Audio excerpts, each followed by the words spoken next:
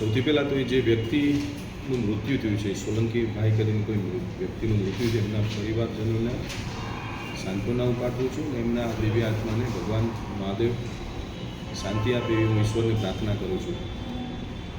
Electronic મીડિયાના માધ્યમથી મારા ધ્યાનમાં વિષય આવ્યો છે અને સવારે પણ મારા ધ્યાનમાં મને બોર્ડના એન્જિનિયરો દ્વારા કહેવામાં આવ્યું હતું.